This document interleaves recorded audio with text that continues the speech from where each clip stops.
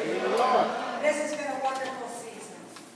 The Holy Steps, one of our dance teams, will be closing out this season, but you will be seeing our dance teams doing other things in the community. They usually have the summer and it allows them to raise their funds for going to school, whatever it is they have going on. But today, they had asked me to come before you and ask you, and first off, we're all on a journey, am I correct? Yeah. We're all on this journey, not just one day. And it can be a tough journey. And sometimes on that journey, we have to stop and evaluate ourselves. And that is probably one of the most difficult things to do. So with that being said, this is entirely different from anything else they've ever done. Amen. Amen. Amen. They are bringing you a message of the spoken word. Thank you.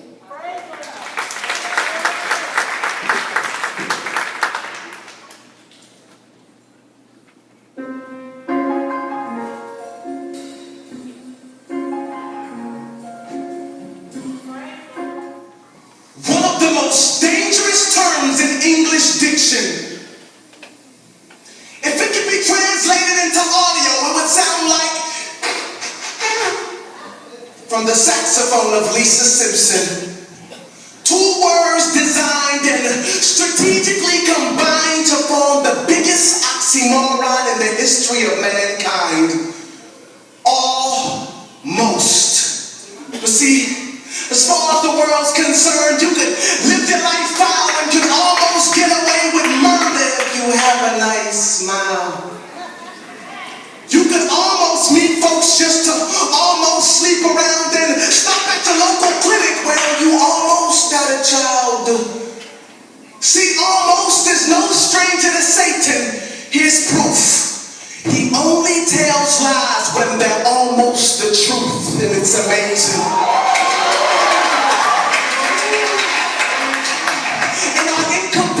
We find complacence, but if almost is one of Lucifer's many traits, then we are inadvertently good at Satan impersonations.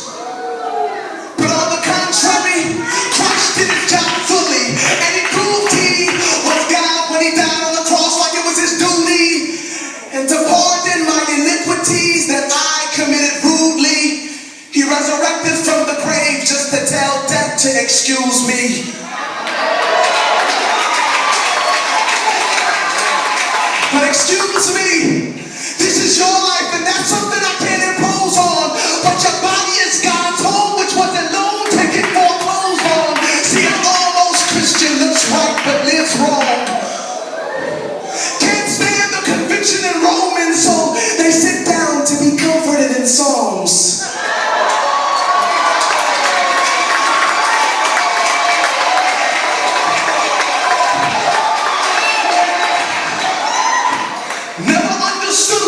But love to sing songs like I surrender almost. Cause it's far too expensive for you to spend your life on something that doesn't appeal to your five senses. See, nowadays Christianity's like a Louis rag. No functional use, but we just rock it cause it's stylish. Not righteous, but right-ish. So now all God sees is a pile of Ishmaels when he intended for Isaacs.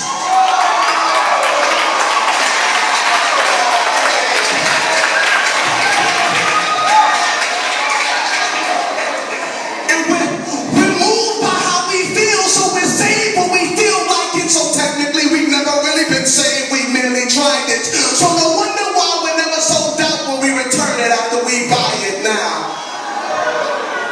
Let me break it down because you need to beware that your life could lack the very standards that need to be there. Because on that final day of judgment, while God's receiving his heir, will he say, son, well done, or medium rare? Even by worldly standards, it'll be highly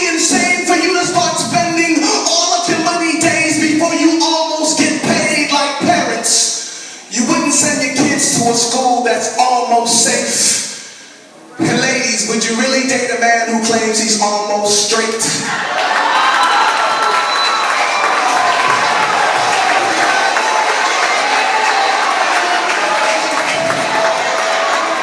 This is the very thing about God that we all try to get around, but it's standing to like between two mountains, no middle ground. So a halfway life is unprofitable to you, because after all the Sunday services, Bible studies, and prayer meetings, and everything that goes between, God will say, I never knew you. But that's not even the worst part of living your life as neutral. It's that you were once Arctic, but it's your warmness that is causing him to spew you. And this is the very thing that had me. I was bound and held down by the unforgiving gravity of my spiritual reality. I was a Christian, or at least I portrayed the fantasy, with a filthy personal life. But God bless you, brother. How you doing, sister? Personality. I was a male, enveloped by guilt because I was stamped a sinner. I said I was a male, enveloped by guilt because I was stamped a sinner.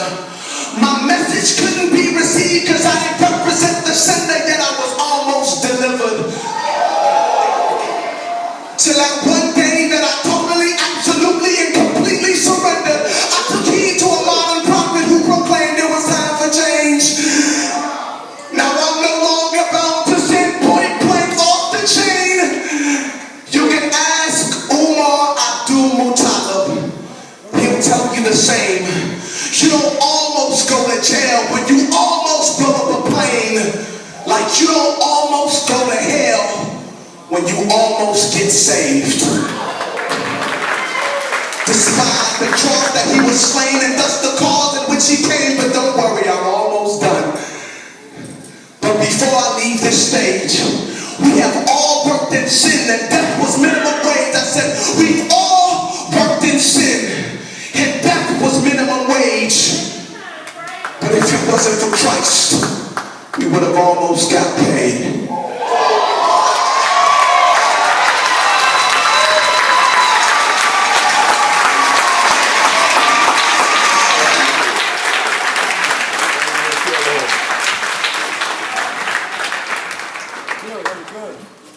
So as you go into prayer today,